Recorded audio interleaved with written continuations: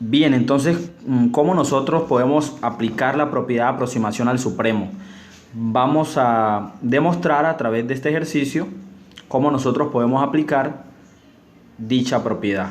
En este ejercicio nos piden demostrar que el supremo del conjunto formado por la función coseno de x, la función trigonométrica coseno de x muy conocida por todos, con el ángulo perteneciente o variando en el conjunto de los reales, sumado con la función seno al calcular los supremos, tanto de la función coseno como de la función seno, la suma de los supremos me da igual o me da como resultado el número 2. Entonces vamos a demostrar esto, y lo primero que debo aclarar es que en los ejercicios en los que hay que demostrar o probar, no solamente basta con que tú me digas el supremo del conjunto coseno es este y del seno es este y al sumarlo me da 2. No solamente basta con hacer eso, hay que demostrar del por qué ese valor, ese número que tú estás suponiendo que es el supremo, hay que demostrar por qué es el supremo. Entonces voy a suponer aquí que tengo este conjunto CH de x, voy a llamar a coseno de x, esa función trigonométrica, llamémosla h de x.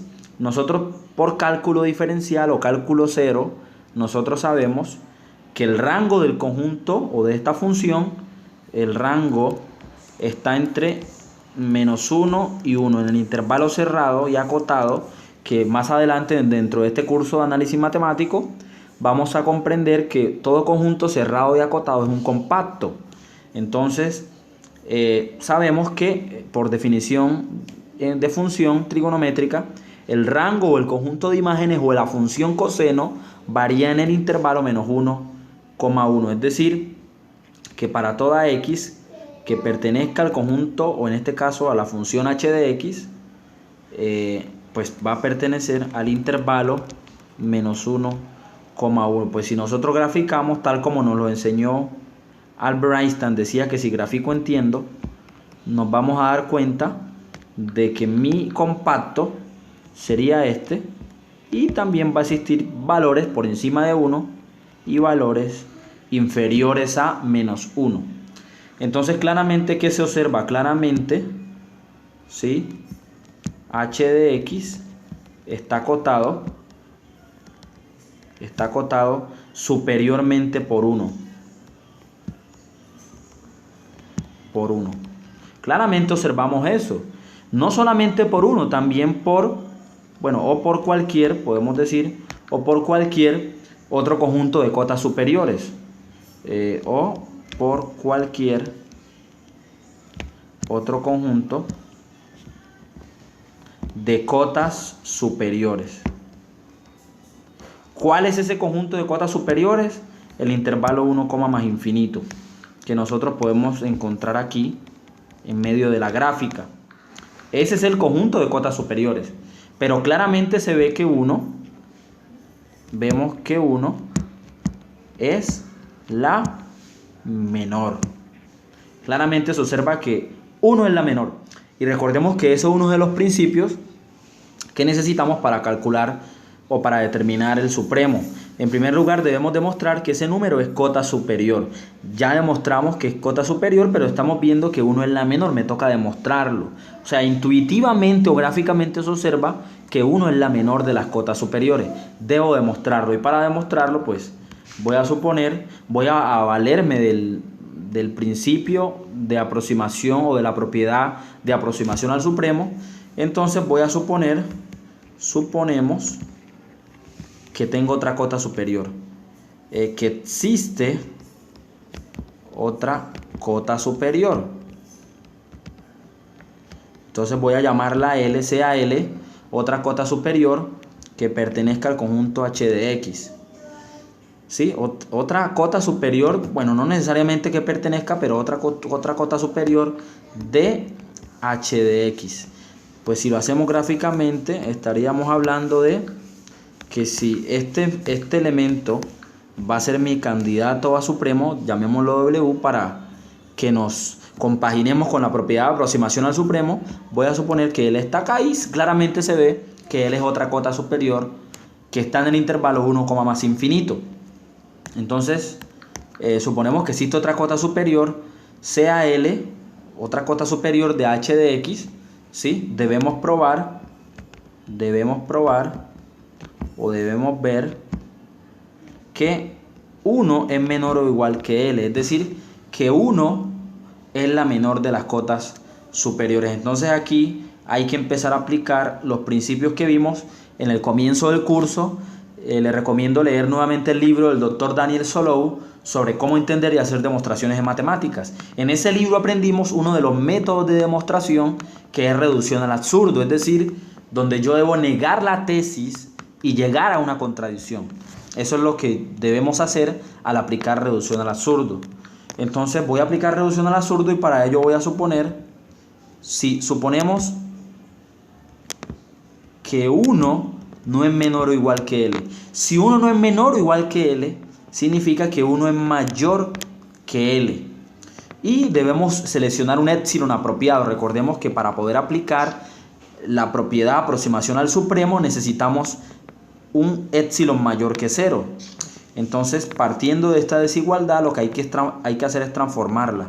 Entonces, si yo paso la L a restar con 1, me quedaría 1 menos L es mayor que 0. Entonces, sea épsilon igual a 1 menos L, porque el valor o el número mayor que 0 es lo que nosotros llamamos nuestro épsilon.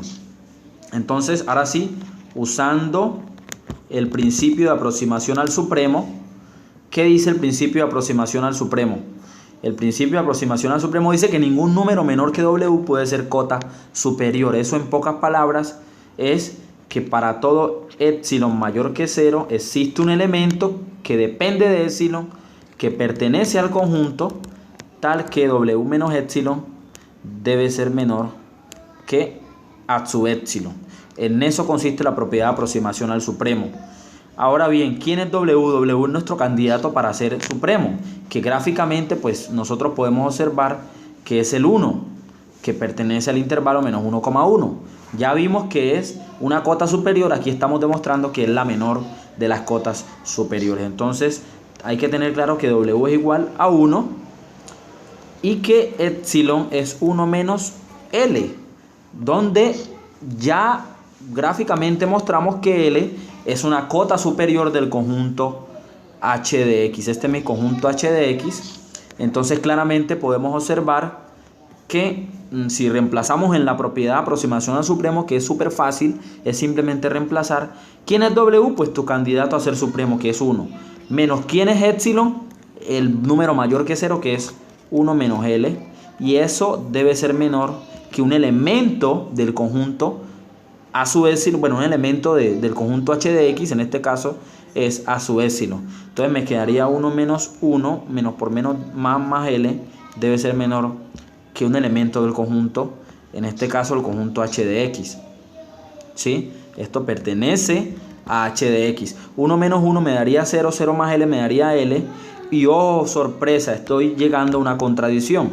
Me estoy encontrando con que L es menor que un elemento. ¿Dónde encontramos los a su épsilon? Para que no se me pierdan. Los a su épsilon los encontramos aquí. Cualquier elemento que tú escojas que pertenezca al conjunto h de x o a la función coseno va a ser tu a su épsilon.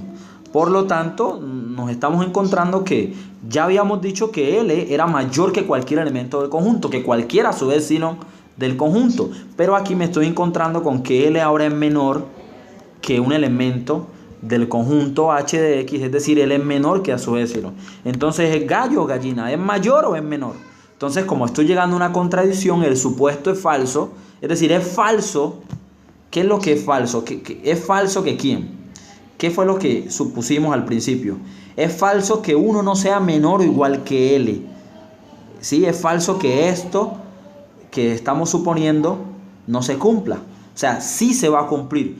Como 1 sí es menor o igual que L, entonces, en conclusión, demostramos que 1 es cota superior y aquí estamos probando con esta contradicción de que es la menor de las cotas superiores. Así las cosas, pues W igual a 1 es el supremo del conjunto de ¿quién? De h de x. Es decir, mostramos que el supremo del conjunto formado por coseno de x con x variando en los reales es igual a 1. Pero miren que en el ejercicio también nos piden calcular el supremo de la función seno de x.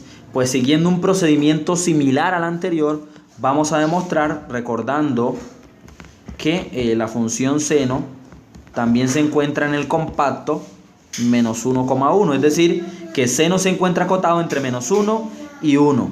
Y si tú aplicas la demostración anterior, si quieres puedes repetir el video hasta que la comprendas, pues también vas a llegar a la conclusión de que el supremo del conjunto formado por la función seno de x con x variando en los reales es igual a ¿quién? A 1.